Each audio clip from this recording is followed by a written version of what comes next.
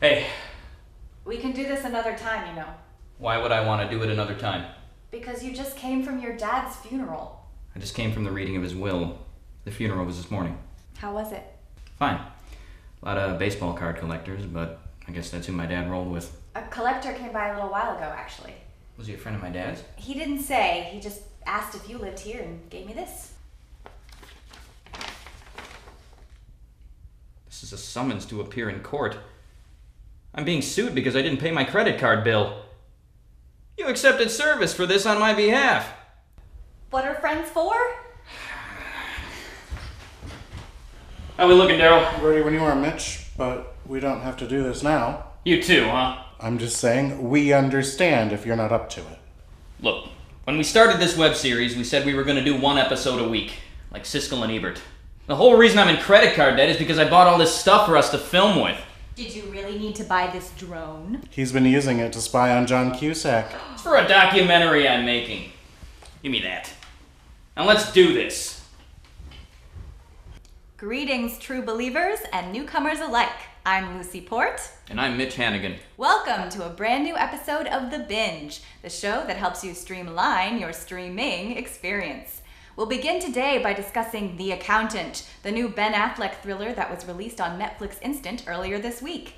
The Accountant tells the story of a mathematics savant, played by Affleck, who makes his living doing financial work for dangerous criminal organizations. The plot kicks in when he takes an accounting job at a robotics company and uncovers a conspiracy with the help of Anna Kendrick. Kendrick plays an awkward entry-level employee who, despite how smart, funny, and good-looking she is, seems to have no friends, hobbies, or interests outside of staring at Ben Affleck in wonderment. Because we all know when you're a single guy in movies, women like that just drop out of the fucking sky. What a bunch of horse shit. All of it. Well, it's not trying to be Citizen Kane. Where are the dramatic moments in real life? Where's the closure? When a loved one dies, you don't get some emotional deathbed scene where you get to say goodbye. You get a call from your dad's landlord that you let go to voicemail because you were looking at Reddit Gone Wild.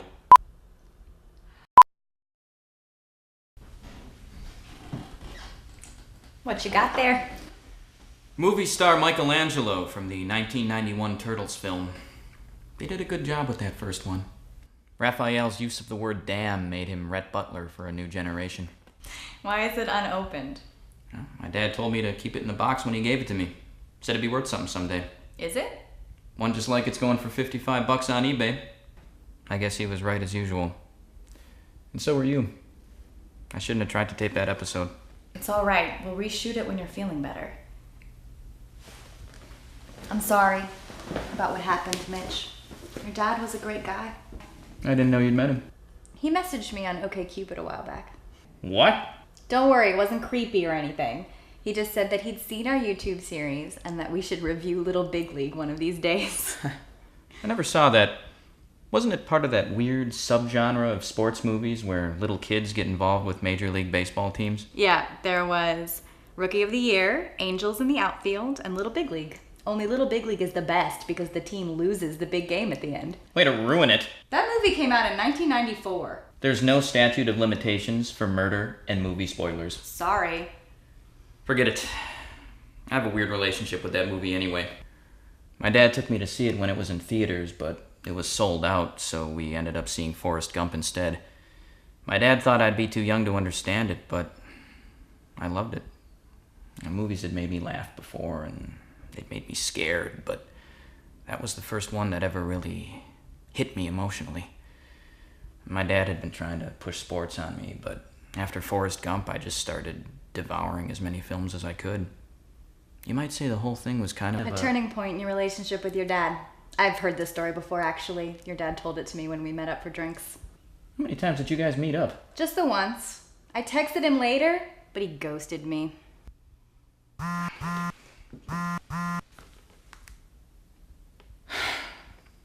I gotta go. What's up? That was my dad's lawyer. My dad left me his entire sports memorabilia collection in his will, and this lawyer wants to talk about it. He left you his entire collection?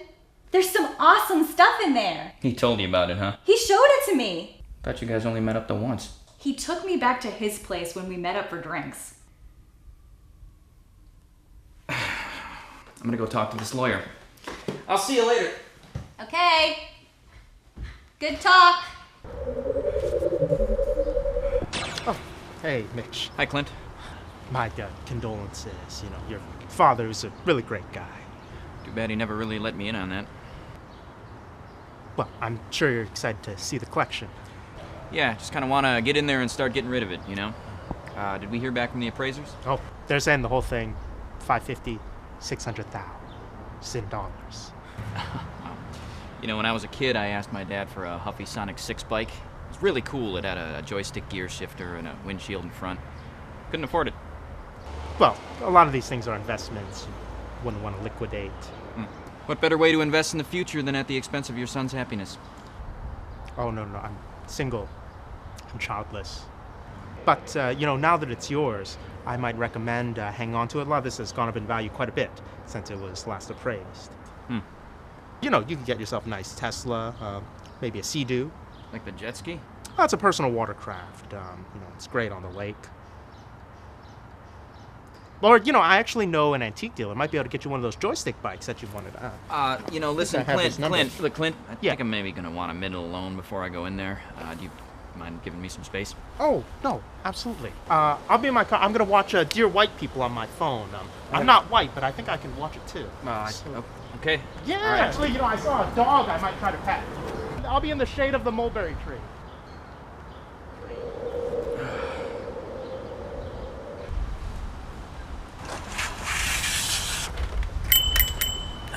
Jesus, Tolbert, what the hell are you doing here? Looking for you, buddy. Look, I just wanted to come by and, you know, offer my condolences again. I know you and your dad haven't been in a lot of contact recently, but I just want to let you know, he always spoke very highly of you. You know, no one ever thinks to tell you that stuff about someone until they're dead. Well, it's a little late for all that now. He had his chance to reach out to me, and instead he spent all his time with you at baseball card shows and ball hawking and out in Arizona at the Fall League.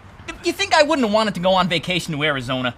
Oh, no, you would have loved it. They got In-N-Out Burger down there. Not what I'm talking about, Tolbert. Not at all. Look, Mitch, all I'm trying to say is, you know, your dad was a stand-up dude, okay? And I know it's weird for you because, you know, we were such bros in high school. I was never a bro, And ever. then, you know, after graduation, you know, I started hanging out with your pops. Yeah, that's definitely weird. Yeah, and then afterwards, we ended up bonding far more than you guys ever did. And he took you to Canada to see a spring training game at the old Expos Park. No, he flew me on to Montreal to see a spring training game at Stade Olympique, aka Olympic Stadium. Mitch, the point I'm trying to make is, you know, your dad, he's a good guy. He cared about you, okay? Okay, Tolbert. Thank you. I appreciate it. It means the world to me. By the way, he's got some great stuff in there. You're gonna love it. He's got baseballs, gloves. He's got the complete 1986 sports flick set. It's awesome. It's these cars that got like little, like, you turn them, you know, there's like motion. So he's like Bo Jackson, you turn the cars like, huh, huh, huh, Bo, no, stingers! Is it worth anything? Is it worth anything? Yeah, Mitch, it's worth a lot of somethings, okay? Everything in there is worth something, okay? He's got the collection that people would kill for. It's the kind of thing that O.J. Simpson would run back into a Las Vegas hotel for, okay? We're talking primo stuff, Mitch. You want to buy it? Ugh, I wish. I would love to. Unfortunately, right now, a lot of my money is tied up in this Don Russ 87 wax packs that are not selling the way they're supposed to be. On top of that, I would never do that to you. Look, your dad spent his whole life building that collection. He wanted you to have it someday. And I'd love to sell it someday. Preferably today, but I'll settle for tomorrow. Just go inside, all right? Take a look around. I guarantee you'll change your mind. I'll do that. And listen, don't wait around for me or anything. I'll I'll see you later. Oh, yeah, 'cause I got nothing to do for the next 10 hours! No, I don't.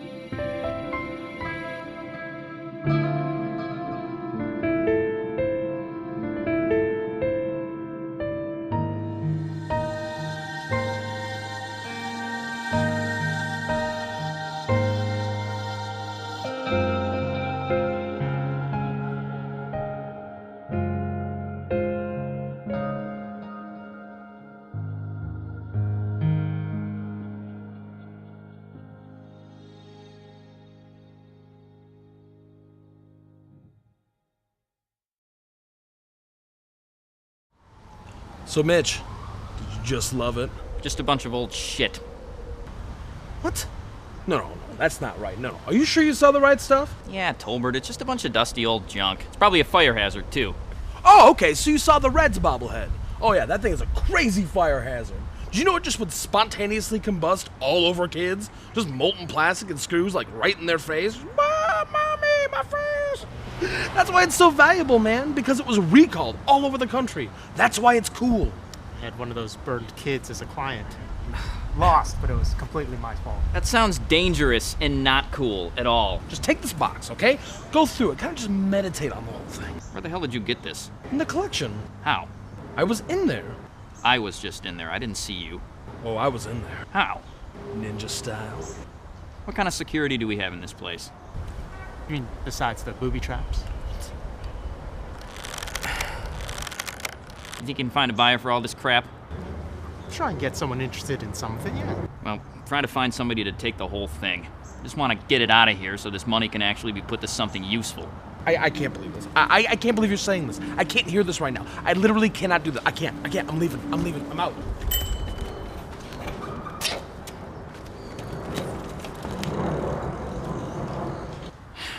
No helmet. Not safe. I'll see what I can do. Thanks.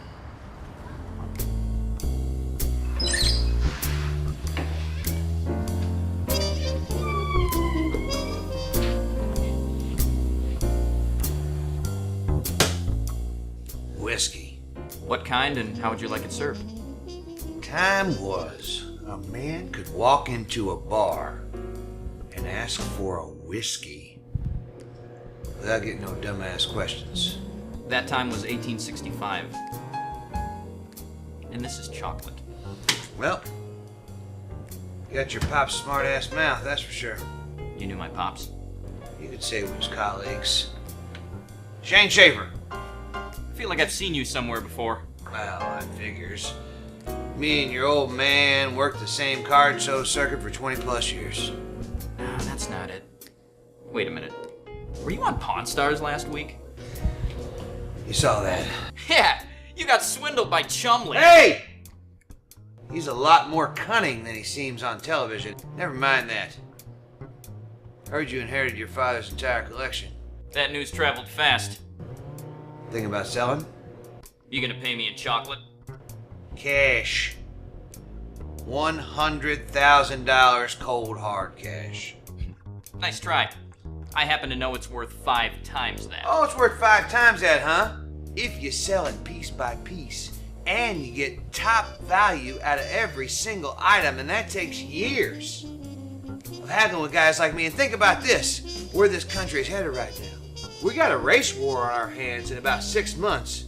Apocalyptic situation, Cormac McCarthy novel time. And then, how much are your Lionel train sets? How much is your 71 Roadrunner? How much is your Dave Kingman rookie car gonna be worth then? Because here's what's gonna happen. While you're wearing your ironic Facts of Life sweatshirt, there's gonna be marauding bands of vagrants eating babies. Talk about farm to table.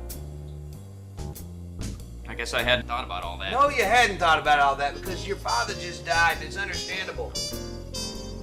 Look at me. You got people trying to help you. You got people making suggestions, think they're doing good by you. Let me do this, let me do that. How about this? Can I buy this? But none of it's helping, is it? No, it's not. But I'm trying to help you. Shane Schaefer is trying to ease your worried mind. Take one less burden off your shoulders. Well, I'll have to think about it. Well, you think about it all right, buddy boy. Think real hard. My offer stands for 24 hours. After that, you're on your own. Yeah, Mitch, the toilet's overflowing again. I'll get a mop. Alright. Yeah, 100,000 for the whole thing. He wants to meet tomorrow. Can you have the paperwork ready by then? Okay. Thanks. You really gonna go through with this? Are you kidding? This kind of money could change my life. Is your life really so bad that it needs changing? Lucy, I'm 30 years old. I work a dead-end job. I have no assets. I'm still using Andy Samberg's HBO Go password from when he gave it away at the Emmys. It's like my whole life has just stopped dead in its tracks and there's nothing I can do about it. This money could be a fresh start. I could quit my job, go back to school for something useful, just get a do-over on the last 10 years. But you know that the collection is worth 5 times what he's gonna give you for it. Yeah, but he was right. Trying to get full value for it to be a full-time job. I already have one of those I don't like. So you're just gonna take the easy way out. Yeah, maybe I am. Who's your favorite actor? What does that have to do with anything? Who's your favorite actor? Gene Hackman. And when Gene Hackman was working as a doorman at a hotel in New York before he got his big break, and one of his old army buddies saw him and said, "Hackman, you are one sorry son of a bitch." Did he quit acting and get a real job? No. A couple years later, he got his big break in Bonnie and Clyde. And what's your favorite movie? Jaws. And when the shark kept breaking during the shoot, did Steven Spielberg turn to the crew and say, "Well, guess we don't have a movie"? No. The fact that they don't show the shark till the end is like the best part. And what was the worst movie of 2003? The League of Extraordinary Gentlemen. And when it was universally panned by critics and bombed at the box office, did Sean Connery just up and quit the movie business? Yes. Yes, he did. Is that why he hasn't been in anything? Mm-hmm. Oh. Well, that was a bad example. The point is, if everyone took the easy way out, there wouldn't be any movies to talk about on our web series because there wouldn't be any movies. It's your collection, Mitch. You do what you want. But before you sell to this guy, isn't there anyone who can give you a second opinion on what you might be able to get for it?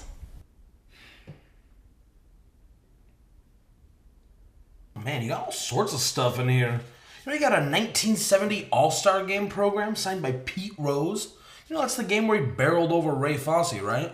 Speaking of barreling over, it looks like you're gonna take down that whole thing yourself there, right, Tober? Oh, yeah, man. This Encore stuff, this is the best. I'm crushing it. Yeah, but Encore is the 2-pound family-sized entree. I mean, look at this. You got some Gem Mint T206 cards. You got Vlad Guerrero game-worn batting gloves. Corey Patterson rookie card. How did that get in there? What's the bottom line? Oh, this guy's lowballing you bad. Yeah, I realize that, but I just want to get rid of this stuff. Lowballing you bad and a real drag-off. So you've met him? Oh, yeah. You know, us collectors, we run in a pretty small circle. This Schaefer guy is a real piece of work, you know?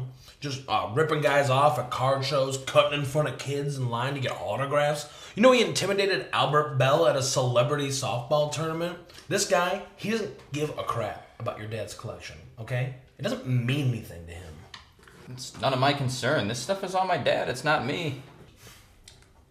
It's not just stuff, man. These are his memories. Okay? This box right here tells the story of your dad's life. Okay? There's all sorts of cool stuff in here, man. This is a perfect example. You'll love this. Look at this. This is a 1989 Fleer Bill Ripken error card. What's the error? Take a closer look. Does that say? Fuckface? Yeah, it does. Why? Because obviously Bill Ripken was a cherished member of the Orioles clubhouse. So his teammates wrote that. It's never been confirmed. But I will say this. I met Bill Ripken once back in 93 when he was still rolling with the Rangers. And he was... Oh, God, how do I put this? Kind of a fuckface? We see that. Yeah. God. You know, I was with your dad when he got that card. Really? Yeah. He was trying to get his hands on that card for ages. Until finally we get this tip. It's a store in Terre Haute. Got a box of unopened cards. So we roll out there in his car, just drive all night. We're waiting for the dude to open the place up in the morning. What happened?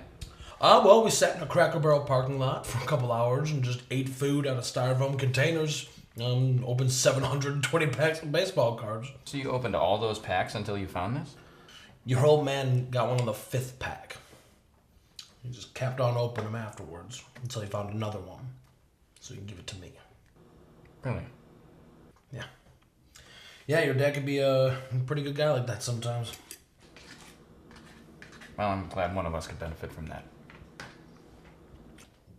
You know, I know this baseball thing is not your bag. I get it. I do.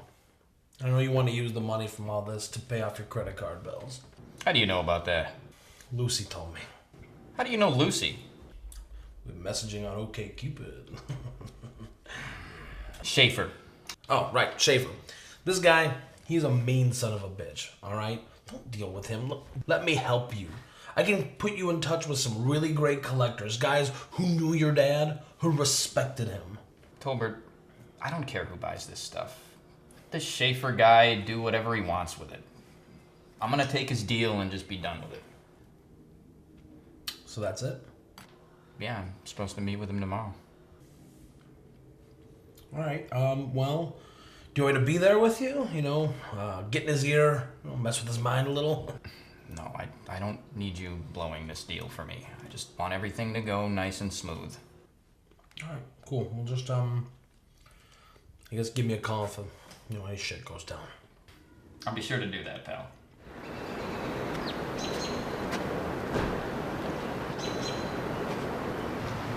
God damn it, I said high noon, be here. It is noon. Yesterday was daylight savings. Daylight, what in the hell? Goddamn farmers. Anyway, enough of the pleasantries. You got an answer for me, boy? Yeah, I want to sell it. All of it. I just want to get this stuff off my hands. Well, sweet horse, mother of Christ. Looks like I underestimated you, boy. I didn't think you had the rocks to make a deal. This isn't about making a deal. This was a personal decision that I deliberated over for a long time. Come to realize that my dad's memorabilia wasn't just stuff, it was... Whoa, whoa, whoa, whoa. I don't need the whole sweet backstory. Just save that for your essay on what you did on your summer vacation. Just let me see what you got there. Alright, well, this is just the first box that I grabbed from the top of the collection. I wanted to start handing it over now. There you go. Okay, that's pretty good. It's alright. Scorecards, old scorecards. This is happy horse shit right here. This is nothing, this is no good to me. What? Your dad wrote your names down on the scorecards. Ain't nobody gonna want these. Wait a minute, my dad wrote our names on those because he wanted to keep track of our games together. It meant something to him.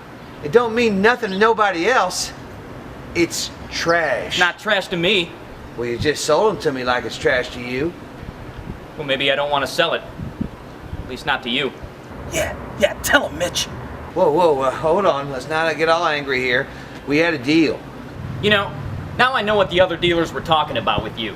You're a materialistic, greedy prick. That might be true, but what other collectors you been talking to about me? No names, no. Tolbert, for one. God damn it! Oh, hook. And you brought the yellow sumbitch here with you too. God damn. Hey, buddy. What are you doing here? I told you I could handle this myself. Well, no, I just wanted to offer you some moral support. You human greaseball. You talked him out of this, didn't you? You're gonna try to buy this shit out from underneath me. Oh, I don't think so, Shane. All I told him was that maybe he should sell to a reputable dealer, a fair dealer, or maybe throw it in the ocean, or set it on fire, or feed it to Look, goats. I didn't base this off of anything he said. Just come to realize that I don't like you very much, and I'm sure as hell not gonna sell this collection to you. I'm gonna throw my dad's scorecards away. Fuck you. Yeah. Fuck me? Fuck you. You're small time, and you're a shitheel with a shit collection, and you both have fucked with the wrong guy. Let me tell you that right now. I'm gonna follow you every step of the way with this collection. If you think you're gonna sell this shit, you got another thing coming. I'm gonna undercut you at every opportunity. I'm gonna queer every deal I can for you. I'm gonna just flat out embarrass you so you can't make a sale. You think you're at the Renaissance Fair eating a turkey leg, dancing a jig? Just walk away, Shane. Just walk away. You have not seen the last of Shane Schaefer. That's too bad. Oh!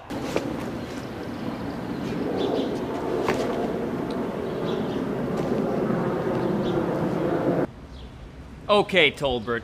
You got your wish. Now I'm gonna hold you to what you said. You're gonna help me sell all this stuff. Awesome, okay, perfect. Let's do this. But you know what that means, right? You want to cut. No, man, come on. That's ridiculous. No, man, we're going to be spending a lot of extra time together. All right? Late nights, early mornings, weekends, holidays. That's a bit of an overestimation. All right, fair enough. How about once a week we get together and we just hang out till like 11 o'clock? 10:30? What do you say we grab some food and start putting together a list of potential buyers? Yeah, man, let's do it. I'm not gonna turn down free food. What do you think? Chinese buffet or... Oh, there's that Cuban sandwich place that makes the Ropa Vieja sandwiches. Doesn't that translate to old clothes sandwiches? Yeah, man, they're not that old. Come on, let's go.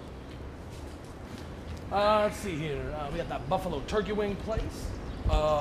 There's the Korean fried chicken place. We can get the fried banana stand. You know they have crab legs at China Buffet right now. Oh, yeah? Yeah, it just sucks because they only have the one-sized plate, and they're just too small for the crab legs. Is that right? Yeah, so they kind of just hang off the sides. It's just aesthetically not pleasing, you know? Yeah, not really. Hey, I'm thinking we should take that trip out to Arizona together. Sure, we can see about that. We're gonna be pretty busy, though, don't you think? They have Carl's Jr. out there. Isn't that just the same as Hardee's? Yeah, but I think their burgers might be a little bit smaller than Hardee's, so... Is that why they're Carl's Jr.? Exactly. Ah. Ooh, hear me out. Southwestern Burger Road Trip. We see the Astros.